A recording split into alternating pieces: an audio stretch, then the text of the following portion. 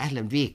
اهلا بحضرتك وبمستمعي ومستمعات اذاعه الشرق. ربنا يخليك. اولا انا قلت حاجه كده يمكن سمعتني، قلت كل ما يحدث مديز تخفض تكون مع بعض. حقيقي بنتقابل دايما مع كل تخفيض، وخصوصا يعني اصبح من المعتاد اليوم يعني عندما استيقظ من النوم اسال يعني احنا التصنيف كام النهارده يعني انت كنت تتخيل بريطانيا العظمى يحدث لها هذا يعني، ولا كان متوقع؟ يعني حضرتك انا يمكن ليا موقفي يعني يمكن افصحت عنه منذ فتره بالنسبه لوكالات التصنيف الدوليه، واعتقد ان حدث يعني عده اجتماعات في اللجنه الاوروبيه لوضع مزيد من الشفافيه على كل تقييمات وكالات التصنيف الدوليه.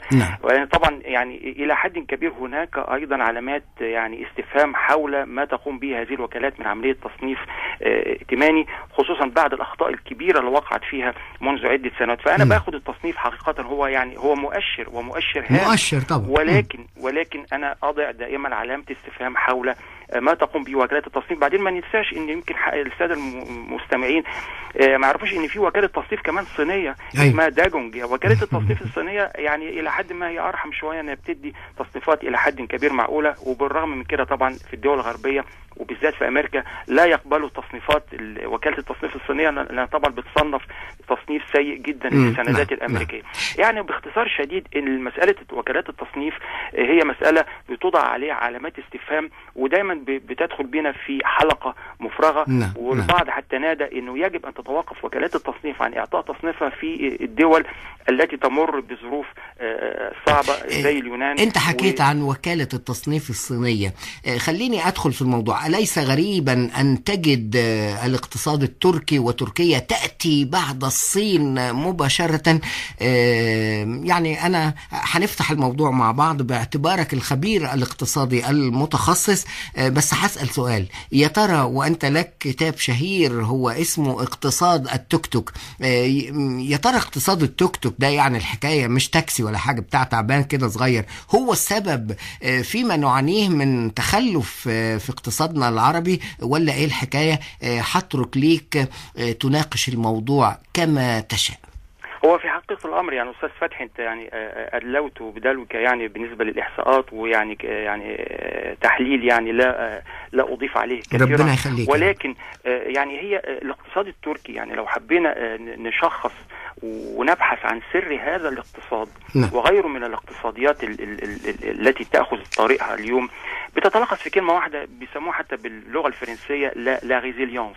لا ريزيليونس هي قدرة أي اقتصاد على مواجهة الصدمة، وليس فقط تحمل الصدمة، يقف على رجليه بعد الخروج أيضا من الصدمة. وده اللي حصل بالضبط بالنسبة للاقتصاد التركي. ما ننساش ان تركيا تعرضت في 2001 لتبعات الأزمة المالية، تعرضت في 1999 لزلزال أدى إلى وفاة أكثر من 17,000 تركي، حصلت عمليات إرهابية على الأرض التركية. مع الأزمة المالية 2007-2008 أيضا تعرض الاقتصاد التركي لهزات. ولكن هي القصة كلها للسادة المستمعين هي قدرة الاقتصاد على أنه يتلقى الصدمة ثم يقوم مرة أخرى. وده حصل في تركيا عن طريق أداتين اتنين. يعني هم نقطتين خلوا الاقتصاد التركي يقبل الصدمة ويقوم بعد الصدمة. النقطة الأولانية أن هذا الاقتصاد قائم على عمود فقري أساسي بيتلخص في كلمة من 5 حروف. إنتاج بمعنى عدهم تاني، دول 5 بصحيح؟ 1 2 3 4 5 ماشي يلا اتفضل. هم 5 ولا أكثر؟ أيوة طبعا إنتاج. اتفضل. إنتاج. فإذا أي اقتصاد لأي دولة، الولايات المتحدة الأمريكية الناتج المحلي الإجمالي الأمريكي، الناتج المحلي الإجمالي للصين، قوة أي دولة اقتصاديا تقاس بقدرتها على الإنتاج. فإذا الاقتصاد التركي قام على الاهتمام بمسألة الإنتاج ورفع معدلات نمو الناتج المحلي الإجمالي. إذن هو اقتصاد بدأ بما أطلق عليه أنتجة الاقتصاد بمعنى هو جعل هذا الاقتصاد منتج إلى حد كبير. ثم بعد ذلك بعد أنتجة الاقتصاد التركي دخلت تركيا في مجال آخر بسميه أميالة الاقتصاد. أميالة الاقتصاد أقصد فيها تفعيل الأدوات المالية. بمعنى خلينا نقف عند تفعيل الأدوات المادية، وخليك معانا بس الفاصل الصغير ده ونرجع على طول. شكرا. أعود من مسألة الصدمة الخروج من الصدمه، وده كان بيعتمد على العمود الفقري لاي اقتصاد وهو الانتاج. تركيا بدأت بأنتجت اقتصادها، رفع معدل الإنتاجية ورفع النمو الاقتصادي إلى مستوى ينافس زي ما قلت ذكرت حضرتك في الإحصاءات الصين وغيرها من الدول. ثم النقطة الثانية، انتقلت تركيا بعد ذلك إلى مسألة أميالة الاقتصاد، بمعنى اهتمت بالجانب المالي وهو بيتلخص في إزاي تتحكم في الإنفاق العام، وفعلا نجحت إلى حد كبير الصين في التحكم، تركيا أنها تتحكم في الإنفاق العام منذ 2010. يعني بذلت مجهود لمدة سنتين، واليوم العجز المحلي الداخلي لتركيا لا يمثل أكثر، لا يتعدى 46% من الناتج المحلي الإجمالي، وهذا العجز بيصل في دولة زي فرنسا زي ما حضراتكم عارفين إلى 85% من الناتج المحلي الإجمالي، بيوصل في مصر إلى 80% اللي هو الدين المحلي الداخلي غير طبعا الدين الخارجي. يعني عايز أقول باختصار شديد إن دورنا اليوم في مصر وفي تونس، بدل ما نتحدث كل يوم عندما أسمع الأخبار الاقتصادية بنتحدث عن إيه؟ بنتحدث عن فرض ضرائب تصاعدية، بنتحدث عن رفع حد الإعفاء للمواطن، بنتحدث عن وصول الدعم، بنتحدث عن الضرائب، يعني بنتحدث عن الجانب الخاص بمالية الدولة. وطبعا في علم الاقتصاد المالية ليست هي الاقتصاد وحدها، ده هي جزء من الاقتصاد. إذا الخروج، يعني يمكن السؤال دلوقتي أنا سمعته من إحدى المستمعات، كيف نخرج من هذا وما يجب أن تقوم به مصر وتونس وغيرها من الدول، هي الاهتمام أن نترك إلى جانبا مسألة أميالة الاقتصاد والاهتمام بالجانب المالي فقط، ونهتم بأنتجة الاقتصاد. كيف نخرج يا ريت تركز لي عليها شوية من كل ده، ازاي نخرج من هذه الأزمة؟ بنخرج زي ما قلت حضرتك، هو الأساس في أي اقتصاد في العالم هو الإنتاج. الإنتاج ثم الإنتاج. إذا لم تستطيع الدولة أن ترفع من معدلات نمو إنتاجها المحلي، فلن تستطيع أن تواجه كل ما يترتب على ذلك من متغيرات اقتصادية. ولما في نقطة مهمة جدا لما نيجي نتكلم على معدلات النمو الاقتصادي، يجب أن لا نعيد نفس أخطاء السابقة، بمعنى أنه يمكن أن تحقق مصر معدل النمو للناتج المحلي الإجمالي يصل إلى 6% أو 7%، ولكن إذا كانت عوائد هذا الناتج لن يتم توزيعها بطريقة عادلة، فسنقع في نفس الأخطاء السابقة. وهذا دي نقطة يعني هامة جدا، أنه ليس مهم أن تحقق مصر 7% في معدل نمو الإنتاج الناتج المحلي أو 8%، ولكن هو كيفية توزيع عائد هذا النمو على المواطنين بما يحقق العدالة الاجتماعية. حضرتك ذكرت برضو لفت نظري، تحدثت بالنسبة لتركيا عن مسألة تعاملاتها مع صندوق النقد الدولي، وفي الواقع يعني قصة تركيا مع الصندوق ومصر أيضا مع صندوق النقد الدولي هي قصة طويلة، يعني تكاد تعود إلى الأربعينات. خصوصا مصر تقريبا من أول الدول اللي دخلت في صندوق النقد الدولي، تلاتها بعد كده تركيا ب15 سنة تقريبا. هي قصة من الصراع والكفاح، وقصة من التعارضات الطويلة ما بين الصندوق وبين لوي الزراعة، يعني فيها ما فيش شك. يعني هو دائما اللجوء لصندوق النقد الدولي ليس أمر مبشر وليس أمر يعني مريح لكل دولة تلجأ لصندوق النقد الدولي. النهاردة خبر أعلنته حضرتك إن تركيا خلاص ستنتهي من سداد آخر أقساط ديونها في شهر آخر أبريل أو مايو 2013. ده شيء جميل جدا وهذا مبشر. ولكن أنا عايز بس أضيف نقطة، إن ليست تركيا فقط التي تأخذ هذا المكان الآن. يعني إخواننا في الجزائر ودولة مثل الجزائر اليوم بتقرض صندوق النقد الدولي بمبلغ لا يقل عن 4 مليار دولار نتيجة الفوائد المرتفعة والاحتياطات النقدية الموجودة في دولة الجزائر. فإذا هي ليست خاصية تقتصر فقط على بس إن الصندوق يطلب من تركيا تسلفه 5 مليار دولار، يعني بتهيألي برضو والجزائر بتسلف الصندوق، والصندوق عمال يتبغدد علينا إن كان في تونس ولا مصر، ويتفاوض ويمشي ويرجع والكلام ده كله. هي مسألة يعني مش مسألة الصندوق بيستلف أو بيطلب، فهي مسألة أن الصندوق بيسعى إلى زيادة الاحتياطات الرسمية الموجودة عنده، بحيث تستطيع مساعدة الدول غير القادرة. فبالتالي بيحاول يزيد من الاحتياط الرسمي الموجود عنده، وبالتالي فالجزائر كانت مترددة في البداية، وبالتالي قابلت بعد ذلك أنها تساهم في شكل طبعا بنسميه احنا في الاقتصاد تشتري حقوق سحب خاصة اللي هي الDDS، حقوق السحب الخاصة. و من هنا عايز اقول ان يعني الموقف تركيا ليس موقف وحيد، ولكن جنبنا في دول البحر المتوسط ايضا بنجد دوله زي الجزائر. يعني خلاصه الكلام انا عايز اقول لحضرتك ان عمود الفقر لاي اقتصاد هو الانتاج. وفي الظروف الحاليه في مصر وفي تونس وغيرها دورنا اليوم هو ان نبتعد قليلا عن مساله امياله الاقتصاد ووضع الاقتصاد في مساله الماليه، ايرادات ونفقات وضرائب وخفض ضرائب وضرائب تصاعديه الى اخره، ولكن يجب ان نهتم قبل أي شيء بكل هذه المصانع المغلقة، إعادة الأنشطة، إعادة دورة الإنتاج إلى آخره، وهذا هو الشرط الأساسي مهما يقال. هقطعك حتة صغيرة. الإنتاج يعني حتى لو في مشروعات ومصانع والكلام ده بتعمل كلها حاجات استهلاكية مش إنتاج حقيقي.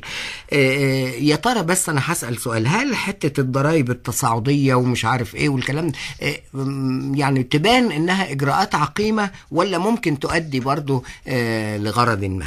انا هحاول ابسط شويه المساله. يعني تخيل انا دلوقتي في جيبي 5 يورو وعمال اقول بقى لا ده انا همسك ايدي شويه، لا ده انا هستلف، لا انا هعمل وما فكرتش في وسط كل هذه الاحداث، ما فكرتش ازاي اعمل عشان ازود ال5 يورو اللي موجوده في جيبي اخليها 10 15 يورو. في الحاله ديت لن اتطرق الى مثل هذا الحديث. نحن نتطرق اليوم سواء في تونس او في مصر الى مساله تصاعديه الضريبه، مساله الدعم، مساله، ولكن لم نعطي اولويه كافيه لمساله الانتاج، لان هذا هو العمود الفقري لاي اقتصاد في العالم. يعني باختصار شديد اليوم وما نسمعه كل يوم من مسألة التصنيف الائتماني ومسألة الخوف الموجودة عند كثير من المصريين والاقتصاديين أيضا. هناك من هو متشائم، ولكن أعود أن أقول تصنيفات وكالات التصنيف الائتماني ليست دائما على حق، وستخرج مصر، والدليل على هذا أنه في الثمانينات وصل الاحتياط النقدي الأجنبي في مصر إلى درجة أنه لا يكفي إلا ل3 أسابيع، وخرجت مصر من هذا المأزق. وغيرها من النماذج والظروف الاقتصادية الصعبة التي مرت بها دول كثيرة، وبالرغم من هذا استطاعت أن تتعافى وتواصل طريقها. وهو ده اللي كنت أقصده بمسألة الريزيليانس. الريزيليانس إزاي أتحمل الصدمة وأخرج من الصدمة. والاقتصاد المصري وبحمد الله تحمل الصدمة. ما حدث بعد الثورة هو صدمة حدثت فقط في خلال 3 أشهر، هو الربع الثالث من 2010-2011. لم يتأثر الناتج المحلي الإجمالي لمصر إلا فترة ال3 أشهر فقط، يناير فبراير مارس، اللي هو الربع الثالث من السنة المالية 2010-2011. وبعد ذلك استعاد الاقتصاد المصري عافيته. واليوم لما بنشوف تقارير البنك المركزي وغيره من المؤسسات اللي تصدر أرقام، بنجد أن الناتج المحلي الإجمالي معدل نمو يتزايد وسيصل في نهاية 2012-2013 إلى ما يقرب من 3%، ومقدر أيضا في 2014 يصل إلى 4 و5%. إذن هناك توجه وهناك تعافي في الاقتصاد المصري، لأن قدرة الاقتصاد المصري على تحمل الصدمة هي قدرة قوية بالضبط زي الاقتصاد التركي. ولكن طبعا ما نقارنش كتير بين مصر وتركيا، لأن تركيا دولة لم تعرف الحروب، دولة لم تستعمر من قبل، دولة لم تستنفذ مواردها. ومصر بالمقابل يعني دولة تعرضت لحروب كثيرة وخاضت حروب كثيرة وإلى آخره. إذا المقارنة أحيانا بتبقى مجحفة إذا قارنا، ولكن يظل النموذج التركي نموذج جيد للغاية يحتذى به. ولكن في نقطة مهمة جدا برضو بالنسبة للاقتصاد التركي، ما ننساش ان معظم الصناعات اللي موجودة في تركيا بيقودها القطاع الخاص، تقودها الشركات متوسطة الحجم وصغيرة الحجم. ودي برضو نقطة مهمة جدا تؤكد دور هذه الشركات صغيرة الحجم ومتوسطة الحجم في النهوض بالاقتصاد المحلي والاقتصاد الوطني. نقطة أخرى ان معظم الصناعات اللي بتقوم بيها تركيا هي صناعات عبارة عن عقود تحتية. يعني البعض يطلق على تركيا ان هي الصين بالنسبة لأوروبا. إذا القيمة المضافة الحقيقية في الاقتصاد التركي ليست ضخمة لدرجة كبيرة، هي مجرد يعني مصانع تجميع لشركات أوروبية ودايما مرتبطة بالاقتصاد الأوروبي. وده تعتبر يعني نقطة خطر بالنسبة للاقتصاد التركي. أنا أتمنى كل خير للاقتصاد التركي وأن تنهض هذه الدولة في المنطقة، ولكن هناك أيضا مخاطر تحيط بالاقتصاد التركي بالرغم من خروجه من عبء المديونية، إنه يدور في عجلة الاقتصاد الأوروبي. يعني ما فيش شك. هو الاقتصاد التركي هو اقتصاد كبير واقتصاد مفتوح ومندمج في العالم الخارجي وبيتاثر بكل ما يتاثر به العالم الخارجي. ارجع مره اخرى لمساله اقتصاد التوك توك. يعني هو تسميه طبعا تبقى محاضره ان شاء الله بكره في المركز الثقافي المصري. هذه التسميه اقصد بيها طريقه تفكير. لا يعني قول لي الاول التوك توك يعني ايه؟ تاكسي الصغير مثلا ولا التاكسي اللي ملوش رخصه؟ في الدول العربيه اللي هو الركشه او اللي هو يعني مركبه زي اللي كانوا في الصين يزق العربيه الركشه. بالظبط كده. فهي يعني مركبه صغيره بتاخذ بس يعني شخص او شخصين والعائد بتاعها الى حد ما بسيط، ولا تحتاج لترخيص ولا حاجات اداريه ولا طبعا غير قانونيه. طيب. وتثير الضوضاء وتعيق المرور فاقتصاد التوك توك بقصد برضو بيه من ناحية أخرى هو اقتصاد يعني طاقته الاستيعابية قليلة وطموحاته قليلة، ينظر فقط للأجل القصير، المشاوير القصيرة بتاعت التوك توك عارفينها. أيضا العائد غير مجزي. فإذا لما اتكلمت على اقتصاد التوك توك بقول إن أنا أنتظر اقتصاد مصر طاقة استيعابية كبيرة، منافسة، ميزة تنافسية في الأجل الطويل إلى آخره، ولكن يعني يتفوق فيها على اقتصاد التوك توك. خليني بس أحكي حتة صغيرة، إن صدر لك كتاب عن اقتصاد التوك توك، وغدا إن شاء الله في المركز الثقافي المصري أدعو الجميع لحضور هذه الندوة، وهي باللغة العربية عن أهمية هذا الكتاب واقتصاد التوك توك أيضا يوصل بينا لحد فين، إن كان لمصر أو لغيرها. وبالتالي هو خاصية في مصر فقط التوك توك ولا موجود في حتة تانية؟ بكرة الساعة 6:30 ندوة مفتوحة، وأنا بعتذر إن أنا خدتك من التحضير لندوة الغد إن شاء الله. اتفضل يا دكتور، اتفضل يا حبيبي. يعني على كل أنا لفت نظري برضو، كنت حضرتك اتكلمت على يعني رغبة البعض في عودة بعض الاقتصاديين المصريين المشهود لهم بالكفاءة، ولكن يعني هو للأسف الشديد يعني على ما يبدو أن في الساحة الاقتصادية على مستوى حتى العالم يعني ككل، يعني إما أن نجد اقتصاديين أكفاء ولكنهم يعني غير شرفاء، وإما أن نجد اقتصاديين يعني غير أكفاء ولكنهم شرفاء وأمناء. يعني مش لا يواكبوا العصر. نحن نحتاج اليوم حقيقة نحتاج إلى اقتصاديين أكفاء وشرفاء وأمناء في نفس الوقت. نقطة أخيرة أحب أنا أوضحها، إن ما يحدث اليوم في طبعا حضرتك اتكلمت على الاقتصاد السياسي وارتباط الاقتصاد بالسياسة. لا يمكن فصل السياسة عن الاقتصاد، ولكن عايز أوضح نقطة، إن البعض يحمل الاقتصاد كثيرا مما يحدث على الساحة السياسية. واسمح لي أنا وأنت نحيي الأستاذ الدكتور رفعت المحجوب، وطبعا هو يعتبر خبير أيضا لا يستطيع أحد أن ينكره في الاقتصاد السياسي كذلك. طبعا الاقتصاديين الكبار مهمين وآرائهم هامة جدا، ولكن ما يحدث اليوم يعني دايما بنتكلم عن التوافق السياسي، التوافق السياسي كشرط للانطلاقة الاقتصادية، ولكن أنا بتساءل النهاردة إذا لم يحدث هذا التوافق السياسي هل معنى ذلك أن يواصل الاقتصاد تدهوره؟ فأعتقد أن الإجابة أنه لا يمكن أن نسمح أن يؤدي عدم التوافق السياسي إلى تراجع وتدهور اقتصادي. أنا لا يهمني على الإطلاق التوافق السياسي، لأنه لن يحدث على ما أعتقد، لأن السياسة بطبيعتها التوافق فيها ليست بمعنى كلمة توافق، ولكنها ترتيب أوراق وإعادة أدوار وتوزيع بعض المزايا إلى آخره، فهي بالأولى هو تواطؤ سياسي وليس توافق سياسي. فأنا لن أربط ولن يعني أعتقد وجهة نظر شخصية أنه التوافق السياسي هذا لن إذا انتظرناه فسننتظره وقتا سننتظر زي ما قال الأستاذ الدكتور حافظ جويرو، هي حالة من الترقب في غياب هذا الوضوح السياسي. يا ترى بعد اللي حكيناه ده كله نسبة الأمل عندك قد إيه إن احنا الصدمة صحيح مش كبيرة قوي، لكن أن نخرج منها بشكل أو بآخر؟ وشوف القروض اللي بتقدمها لنا الجهات، هل يستدعي الأمر؟ البعض قال حلال وحرام والكلام ده، مش هدخل في القضية دي، لكن هل يستدعي الأمر حقيقة أن يرفع الدعم عن الحاجات الرئيسية للناس؟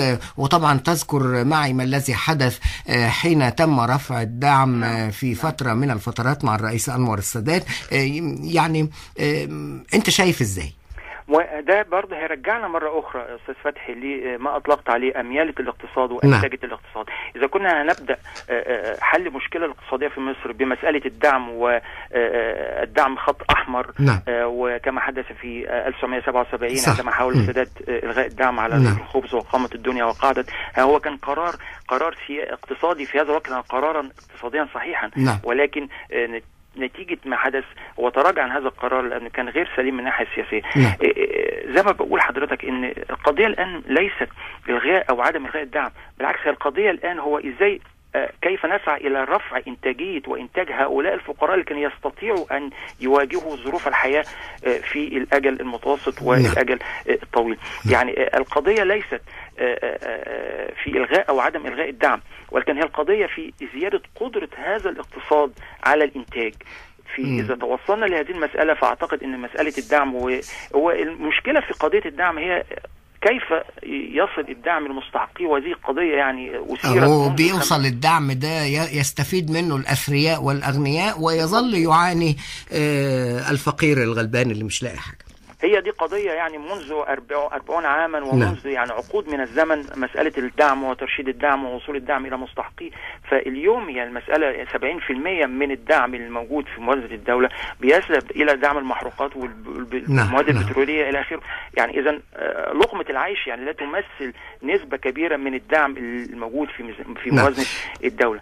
إذا يعني هي قضية الدعم هي بنعود مرة أخرى إلى الأساس، هي مسألة كيف نسعى إلى إخراج الفقراء من فقرهم من خلال مساهمتهم بصورة أكبر في النشاط الاقتصادي، الاهتمام بالقطاع غير أو الصناعات أو القطاع غير الرسمي الذي يمثل قوة كبيرة في الاقتصاد المصري. هذا القطاع هائل وله دور كبير إذا تم رسملته وتم إدخاله في دائرة النشاط الرسمي، سيساهم بدرجة كبيرة في أداء الاقتصاد المصري. القطاع غير الرسمي مهم جدا، يجب الاهتمام به. إذا بعد ذلك تبدأ مسألة الدعم ومحاولة ترشيد هذا الدعم.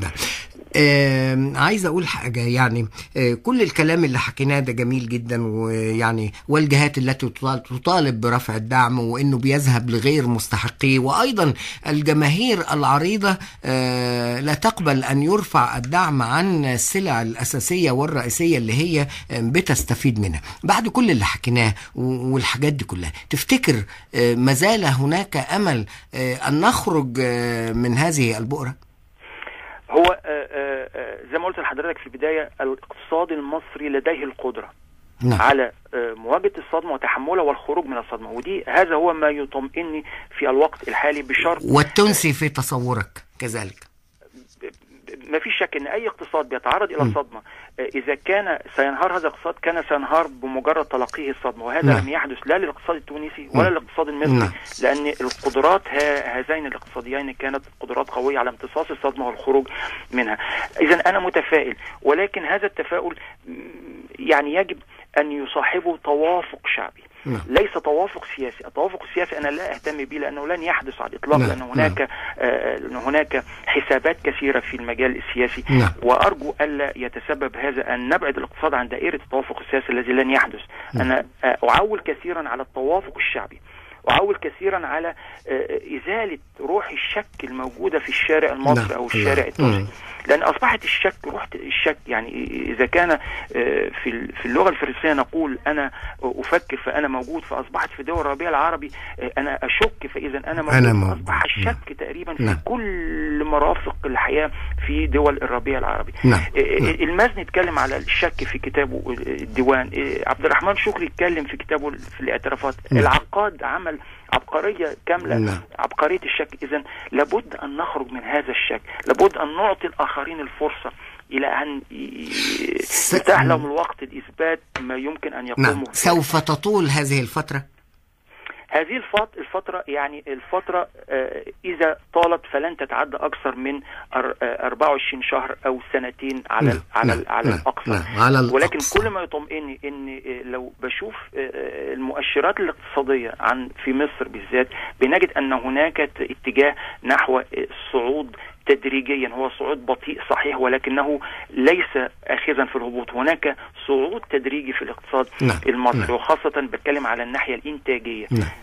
معدل نمو الناتج المحلي الإجمالي آخذا في الصعود وسيصل إلى 3% في نهاية العام، ولكن كل ما نحتاج إليه اليوم إعادة الثقة إلى أنفسنا، الاهتمام بهذا القطاع الانتاجي اللي هو عمود الفقر للاقتصاد المصري. اما ما تقول وكالات التصنيف، واما ما يقال عن الاحتياط النقدي وانخفاض الاحتياط النقدي وتدهوره، فالاحتياط النقدي في الثمانينات لم يكن يكفي إلا ل3 أسابيع، وخرجت مصر من هذا. عندما بدأت الثورة وظهرت في كثير من اللقاءات التلفزيونية وغيرها، كان دائما يقال أن احتياطي مصر لن يكفي إلا ل3 أشهر، وهذا مع بداية الثورة. واليوم تعاد نفس التوجهات ونفس النغمة. إذن هذا اقتصاد المصري يتحمل الصدمات، ولكن يجب أن نضغط عليه أكثر من اللازم. أنا متفائل. نعم متفائل. كمل لي الحتة الصغيرة دي ونوصل لختام هذه المشاركة اللي أنا سعيد جدا جدا بها، وأشير إلى أنه غدا إن شاء الله في المركز الثقافي المصري ندوة باللغة العربية عن اقتصاد التوك توك 111 بولفار سان ميشيل عند 6:30. اختم لي قبل أن نكون مع الفاصل دكتور عادل، اتفضل. يعني كل ما أستطيع أن أقول مرة أخرى أن الاقتصاد المصري وغيره من الاقتصاديات التي تعرضت إلى صدمات قادرة على الخروج، على تحمل الصدمة والخروج منها، ولكن يجب أن نترك جانبا مسألة التوافق السياسي لأنه لن يحدث. ثانيا يجب أن نبتعد حاليا عن مواجهة أزماتنا من خلال أميالة الاقتصاد والتحدث دائما عن المالية والإيرادات والنفقات، ولكن نهتم بأنتاجة هذا الاقتصاد، بمعنى زيادة إنتاجية الاقتصاد المصري وتشغيل المصانع المعطلة وزيادة ساعات العمل بالنسبة للقادرين على الإسهام أكثر في هذا الاقتصاد. 5 حروف إنتاج. يجب أن نركز على الإنتاج. دكتور عادل اتفضل. دكتور عادل عبد العزيز مهنا.